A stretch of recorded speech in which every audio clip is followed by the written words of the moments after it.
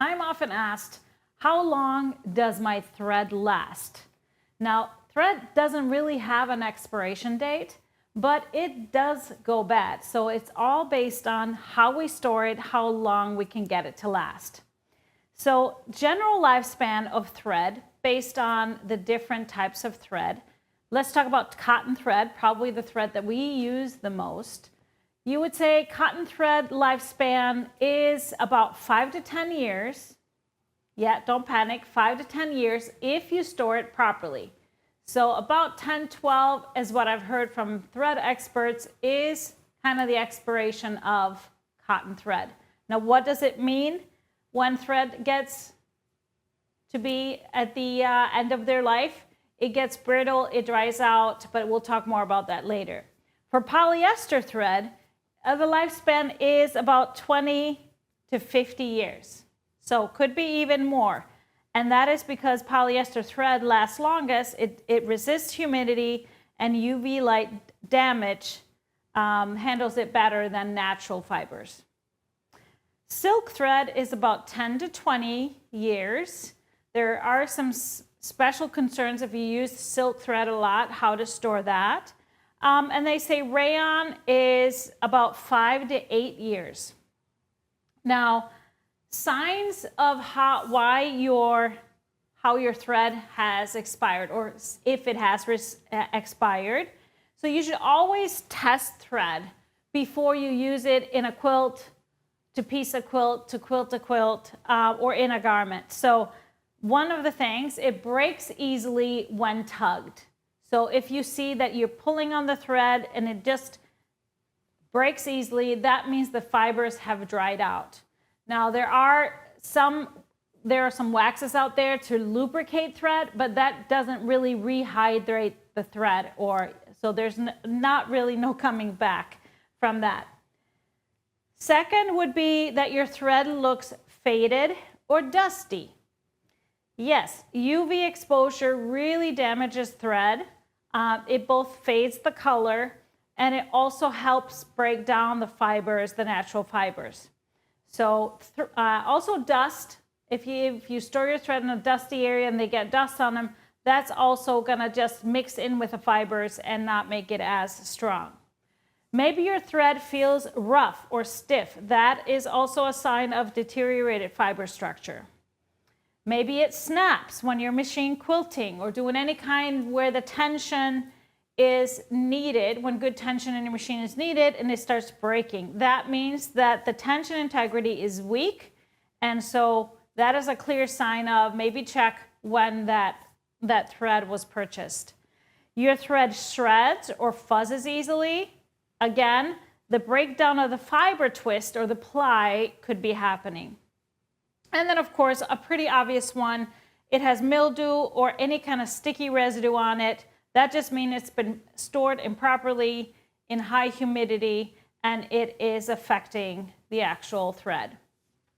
So some tips on storing your thread. Now, I know it looks really, really pretty on a wall that's accessible to you. And I used to start out this way. I got myself a great thread rack, but the thing is, this is a collection pile for dust.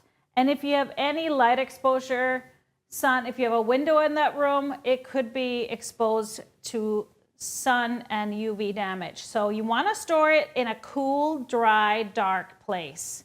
And I would avoid basements, attics, and of course that direct sunlight. You want to keep it covered. So dust and light are enemies, especially for cotton and rayon. I know this was maybe when I was first starting to quilt, they were all in a big Ziploc bag and that was just a thread mess. And that was, of course, probably pretty improper storage. It is good to use airtight containers if humidity is a problem. If you have silk thread, for storing silk thread, avoid wooden drawers because tannins can damage it over time. That is really only pertains to silk thread. And of course, don't store it near windows. If you have that any kind of thread, UV light fades the color and of course weakens the fibers.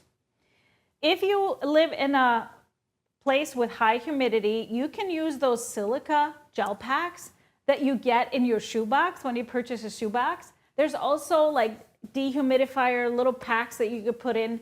So think about that wherever you store your fabric, your batting, and your thread if you live in a very humid area and have maybe some humidity issues. That really keeps that storage dry. So how to check that? Do the snap test. So if you have a piece of thread, you want to just check if it's good.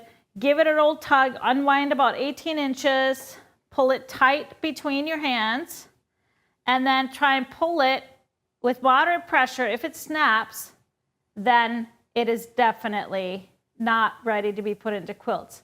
Now this is my cotton thread, and I can, if I really pull on it, I can snap it, but moderate pressure is not gonna, it's not doing anything.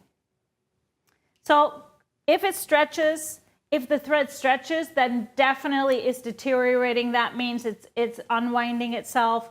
If it feels gummy, definitely compromised thread. So let's take a look at some great storage for thread. So again, out of light, out of dust, and organized neatly. So if for something on the go, I like to use my thread organizer. This is a Yazzie thread organizer. This I can grab, and I have most colors with me. Of course, I have more thread. I do have a full drawer that is organized with my thread, just handy in my sewing room. But also, I wanted to mention, if you do ever purchase assortments that come in these thread boxes, keep the boxes and use that as your storage. You can even purchase these plastic boxes online and in places that are just generic, and you can store your thread in there. So don't ever throw these away and compromise the thread. This is a great way to store your thread. So in conclusion, thread doesn't really expire like food, but it has a lifespan. So of course it becomes more aged if exposed to the elements, but when in doubt, just use that test, tug test as I showed you. And then a good rule of thumb, beware of buying thread at estate sales. I know they can be a great deal, but you don't want to buy thread that's already at the end of their lifespan, put it into a project and have it break down faster than you want it to.